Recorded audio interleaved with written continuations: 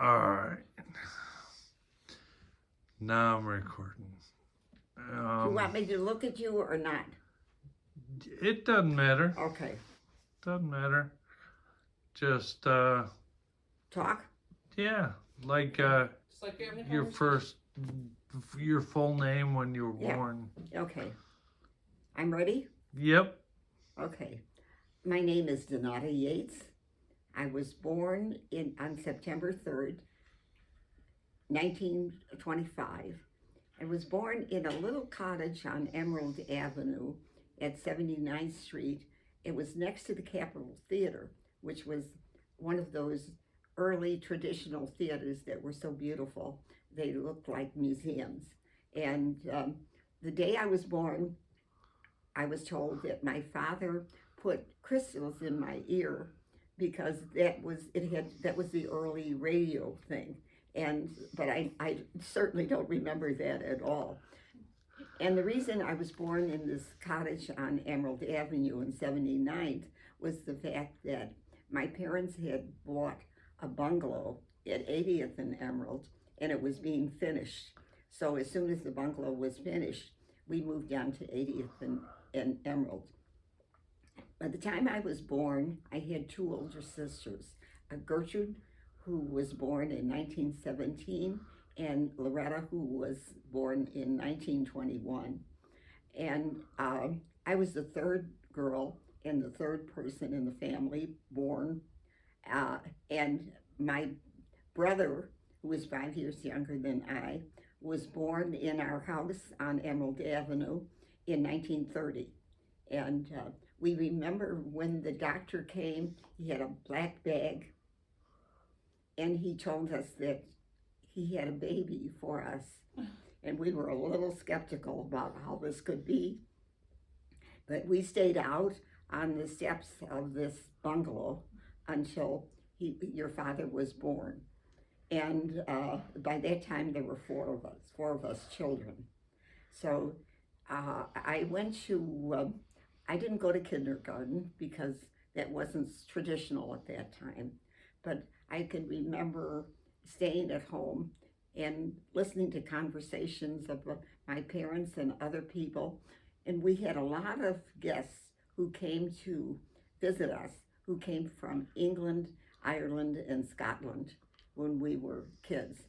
And they would tell stories about their lives in the British Isles and how hard it could be because poverty was the way it was when I was a child, because actually the depression started sometime in the 90s, in the 1929, I think, and then it got worse and worse up until the start of World War II. But our mother was born in Ireland, in Baglanstown, which is a small town outside of Carlow Island, which is a larger city. But they lived on a farm, she and her parents and her two brothers, and I think a sister at the time. And life was very hard for them.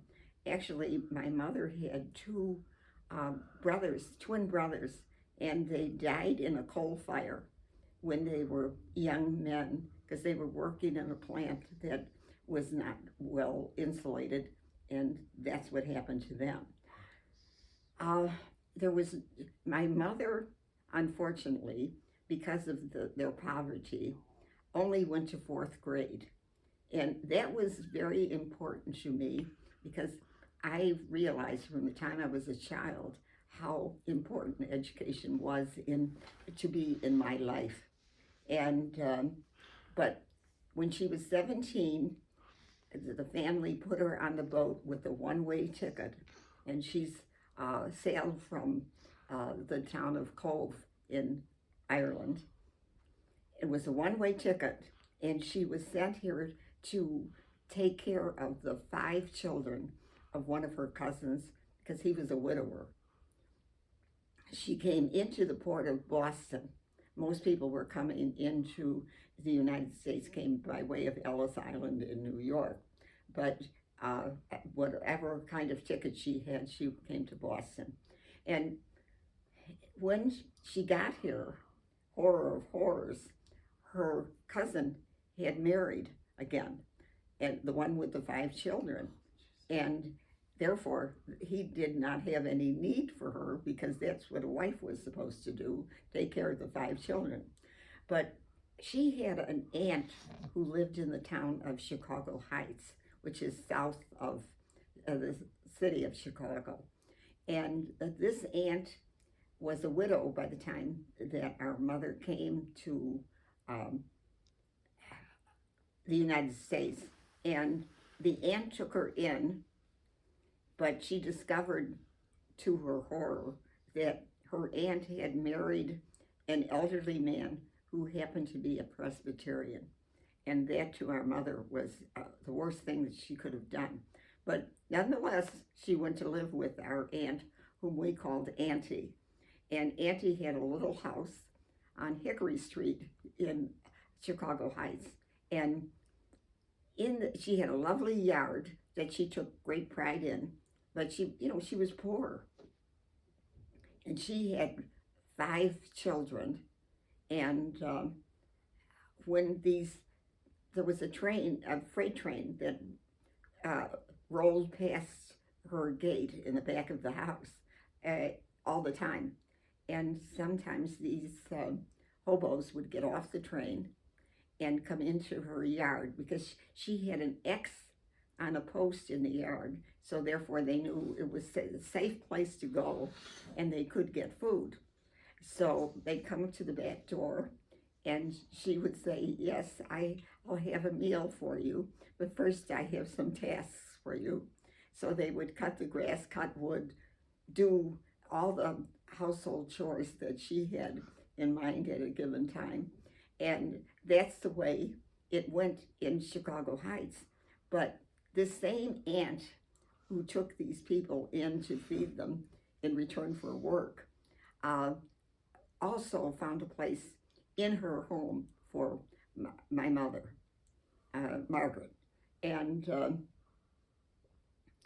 Margaret lived in this little house, but my mother got a job as the upstairs maid for the local people who owned the department store in Chicago Heights. And it was the woman who owned the department store who taught my mother about china and silver and good things and what was not so good in the way of household possessions. And while she was working for this lady and her husband, my mother also met my father. And my father was not Irish. As a matter of fact, he was to the worst possible situation. He was born in the United States, but was English by birth. And his parents were both English. And they were born as Baptists, in the English Baptists. And English Baptists were very strict people. And they certainly didn't like the Irish. And when they started to go together, my mother and father, they didn't bother to tell his parents because they would have had a fit. And so therefore, they decided to get married in City Hall down in Chicago. And that's what they did.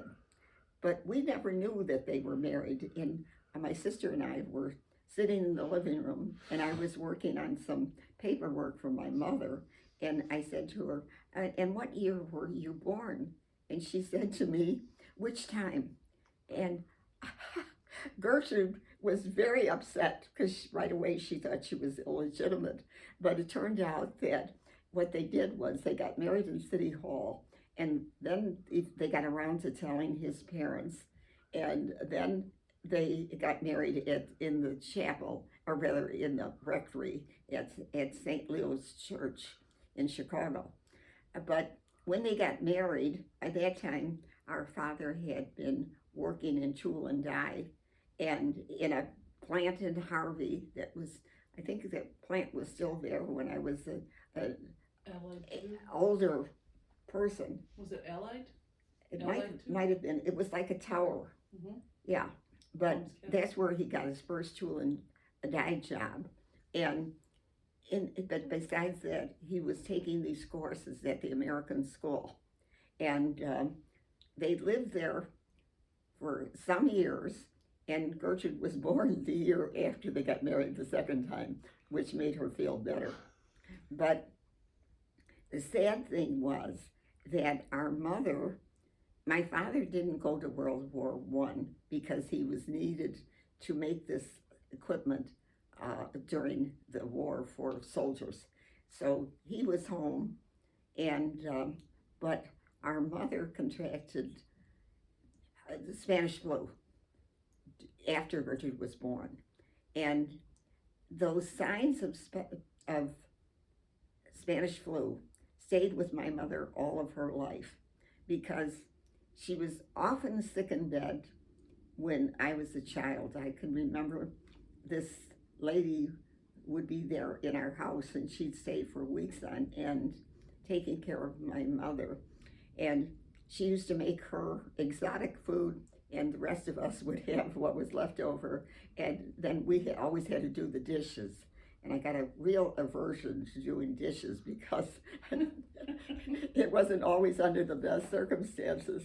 But when we were children in the household, we lived on this Emerald Avenue, which was really a poor neighborhood when I was a child. And it was a diverse neighborhood. They use that term now, but we were so used to living with Dutch and German and Swedish and Irish and German. It was just a way of life. And my sisters and I spent our childhood at St. Leo grade school when we were little. And I can remember walking to first grade past this prairie, which was next to our house. And in that prairie, the snow would come up to my head because it was so deep. But you went to school by yourself, and there was never any issue about what would happen, except for one thing. When you got to 79th and Emerald, you had to be very careful at that corner because there was a tavern kind of in the middle of the block on 79th Street, and Al Capone wanted this guy to buy beer from him, and the guy would not do that. So therefore, you had to watch out because about once a week, they blew up the front of this tavern where this guy owned. Then you'd go on to school and go on to St. Leo. And St. Leo had these nuns, Providence nuns, who came from South Bend. And, school was different then. We had a Monsignor who was very much feared. He was an older man, and you didn't talk to him unless you really had something on your mind. But otherwise, school was very important to me. Not so much to my sisters, and not at all to my brother, because I used to have to go to get a report from the principal for my mother about my brother, and she'd say, "My dear, your brother is a dreamer." I don't know how many times she told me that, but the sister superior felt sorry for me because she knew I didn't want to be there, and yet we were there. And St. Leo was a poor parish. In the wintertime, the boiler was always down on Monday. We were freezing. Girls wore a uniform that were of navy blue serge, and that scratched a lot. It was very raw material. And then we wore celluloid collars and cuffs, and these were really hard cellophane. And I can remember we had to scrub them with kitchen cleanser and then put them back on. And the boys would throw snowballs at us when we were going back and forth to school, and that ice would go down the back of your neck. And it was every day was not a pleasant day, that was for sure. So, but the reason that education was so important to me was the fact that my mother went to fourth grade, and then she had to quit because she was needed at home. And now we never met my mother's parents or any of her relatives while we were growing up. That came later. But in this in the 30s, we all I knew is that my mother had this terrible education, and I thought that was very unfair. It really was. But to tell you a little bit about my parents, my father was Herbert Joseph Yates, and he was born in Arlington, New Jersey, and he was born in 1992, 94, I'm sorry. And when he was 2, he left for England, and he stayed there until he was about 13 or 14, because he finished his elementary and middle school experiences in England. And my mother came from this little town in Ireland, and she was born in 1992, or 1892, I'm sorry. And they were very different people.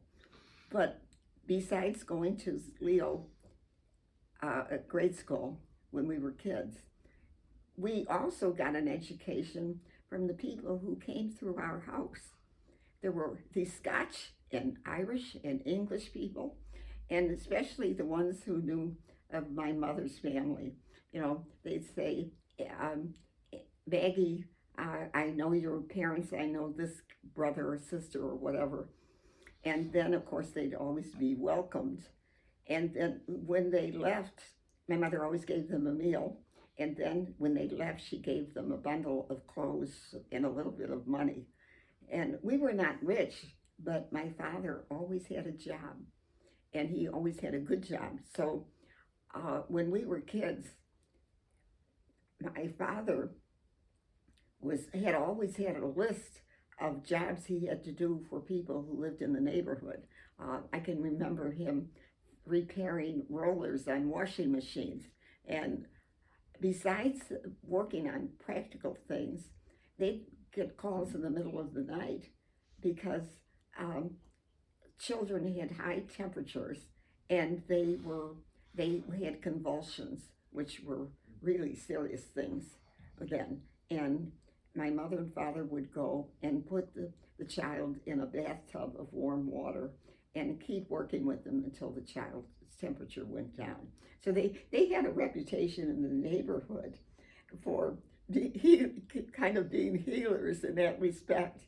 But my father could do anything. He drew tremendous pictures. He drew pictures of machines. He drew pictures of all these electrical appliances that he made. But I can remember once when one of these Irishmen came, my father had been at work. He worked in Clearing, which was near the current airport in Midway. And he came home, and it was very hot, and he went in to take a bath. And when he was finished with the bath, he said, Maggie, where's my underwear? She had given away the last suit to this guy who had come to visit and was on his way. And it was the only time I really saw my father when he was just furious. So she had to run down to a local department store and get him underwear. And she always made sure it was never going to be the last suit of underwear. That was for sure.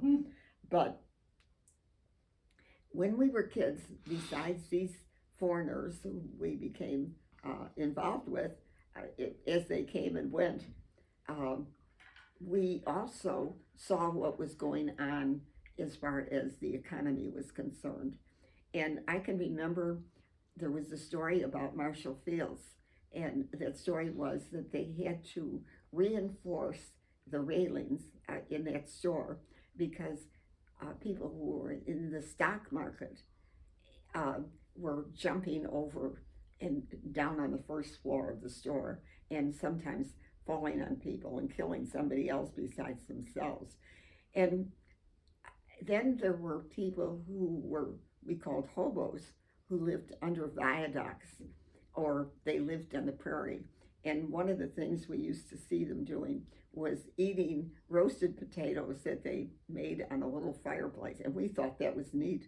And we wanted to have potatoes like that, but somehow or other we never quite made it. But and these guys would come down our alley, and it was a cinder alley, and they would have a horse and a buggy, and they would call Rags Old Iron, and we never were sure what they were saying, but once in a while they'd come up on our porch, and when our parents weren't home, but for whatever reason they didn't try the doors into the house, and then they would leave whatever they found on the porch. So it was really not an easy time. And besides that, in school, I can remember kids falling out of the seats because they didn't have any breakfast, and probably didn't have any breakfast or have any dinner the night before. And somebody's mother was always dying in childbirth. So it was really a hard time, because in our church, the seat money was 10 cents. And sometimes people would like to sneak in a side door in order not to pay the 10 cents. And these ushers were really snobbish guys who had good clothes and thought they were better than everybody else. And they would call them out, and it was really a terrible existence for people. But then when we found out, I think I was in 8th grade, that all of a sudden our Monsignor had died, and the priest who took his place told these stories about these guys who were the ushers, and the fact that they were stealing this 10-cent money off of the collection for themselves, and that's how they were living, kind of high off the hog. And it was terrible to know that people did things like that. Can you tell me a little about your grandfather? Well, see, I never knew my grandfather or grandmother, who were either in England or Ireland, because these grandparents, the grandfather was dead in 1924, and the grandmother died in either 23 or 24, and she had cancer, and she was one of the first people. Is that your mother's? Pardon? That's your father's parents, right? Yeah, and but the other two were in Ireland, and I never knew when her father died, but her mother died at the start of World War II, and she died.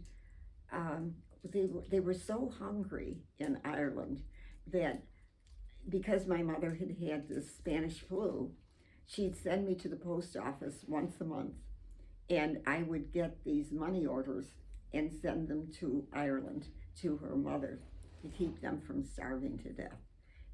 But I never knew her. And sometime later in World War II, her mother died. But I met some of her children later in the 50s. But as far as her parents were concerned, I didn't know. I never knew. I think her father was probably a farmer. But they just lived hand to mouth, and it was very hard. So, and she always talked about going back to Ireland, and she never did. I think she was not able to withstand the trip, because the trips were by ocean and they were very hard to, a lot of people died on those ships going back home. So that took care of that. But while my father was in school in England, something happened in England that made him very concerned about education. They had corporal punishment, and there was this kid who was in 6th form, and this kid, I don't know, he did something that was relatively minor, and the teacher sat him in the middle of the room and beat him with a stick and killed him. And so it was after that they didn't allow for corporal punishment in English schools after that. But my father remembered that. And Manchester, where he lived as a child in England, was not an easy place because they had a lot of mills, and the mills were dirty, and the kids were dirty, and everybody was dirty, and kids worked 7 days a week. It was really, life was just hard for these people. And I can remember the start of World War II.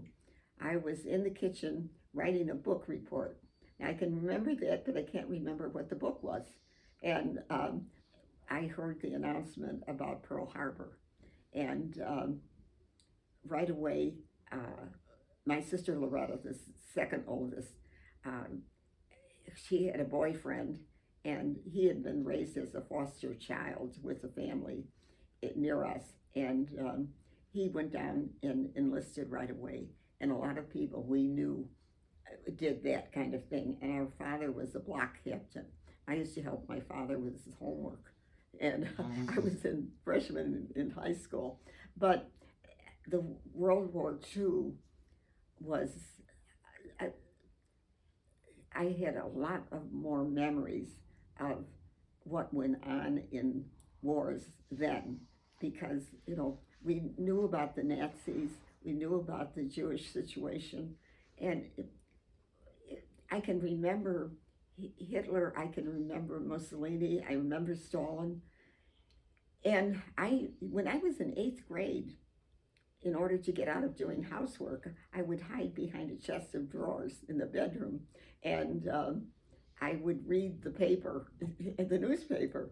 And kids my age didn't read the newspaper, and it was kind of an interesting time for me. And that was the first time we ran into people who were so hateful. And there was a priest in Michigan, in a place called Royal Oaks outside of Detroit. And that priest he hated Jews, and he hated the fact that we had been in World War I. And the thing with the papers like the Tribune, because there was a Tribune at that time, he said that the English were supposed to pay what we had loaned them during the war and pay that back, and England didn't, so therefore we were not going to have any more wars involving them, and we were not going to help them. But there was Lend-Lease that eventually got around that before we joined in World War II. But but this priest, he had a paper that they sold on the church step on Sunday, and it was terrible, because all it did was tell stories about Jews that were very hateful, and about the English and about the war. And as soon as World War II started on December 7th, he disappeared from the priesthood. We never heard of him again. But up to that point, there you were, coming out of Mass and being sold this nickel paper that was so full of hate. We didn't buy it, but you could see what was going on. And then with all the things that happened, we joined the war, and that went on and on. And actually, back in Chicago Heights, our auntie, my mother's aunt, had a son who was called up to service. And he was in the war through most of the war. But besides that, he was in the Battle of the Bulge at the time that that his mother died, and he did not go home for her funeral because he was in that war to the end. But and we knew people. We had friends who were Greek and Swedish that we had met in Ohio when we had gone there with the Fostoria thing, but they were always our friends. And one of the sons was a navigator on this plane, and the plane went down someplace in the Pacific, and he ended up as a prisoner of the Japanese during that time. And it was amazing how you would meet people later on who would all remember what it was like for them. We had a member of Renaissance Academy, and it was a senior living program at that met at St. Xavier. And one of our colleagues in this program said he was in the Army, no, the Air Force, and he was a navigator. And he said that his plane went down on the Rhine, but he was never sure where. But they dragged his body on the ground to the next town where there was this German hospital. And he said when he came to, he saw this swastika on the ceiling up above him. But when he was cured of his leg injury, they sent him to the prison camp, and he was like in charge of the Europeans and the English and the Americans to try to keep peace between the guards and these people. And he remembered once that this guard and one of these prisoners got into it, and Charlie went up and tried to interpose his efforts to get them to calm down, and the soldier from the prison camp hit him in the eye with his rifle, and he lost the sight of his eye. Oh. But he always told us in Renaissance that he always wondered what town had he come down in, and what was it like. And as he joined some group that changed between the Americans and the Germans, that they kept stories about the war. And he got a letter from this person who had been 14 years old and saw the plane come down, and he was hiding in the bushes. So he knew exactly what happened to him. And then they invited Charlie to go to Germany. This was, well after the war. And they gave him a big dinner, and they saluted him, but then he knew just exactly on the Rhine where he had gone down. And he got to meet this kid who said he was scared to death because kids didn't want to be involved because then they could get in a lot of trouble. So, and then we had another person in Renaissance who was, I taught a class there on remembrances, and he remembered, he was a man who was older when he was with us in this study program, but his parts of fingers were gone, or whole fingers were gone. And we always wondered, but you don't want to ask anybody what that is from. And he and his wife were in this class, and I asked them to write a paper on an experience they had in the war. And he wrote this paper where he was in the Black Forest in a tank. He was in the tank corps. And the German tanks came at them, and his tank was severed, and his partner was incinerated. But he lost parts of his hands. But it just so happened that a field general who was a surgeon was in that area, and he was able to save him from losing both hands. And that was one of his experiences in World War II. And but these men were so matter of fact about the way they told their life experiences during the war that it was just kind of amazing. That's where we got this hint that people didn't talk about the service in the same way they did later on. So at any rate, that was yes.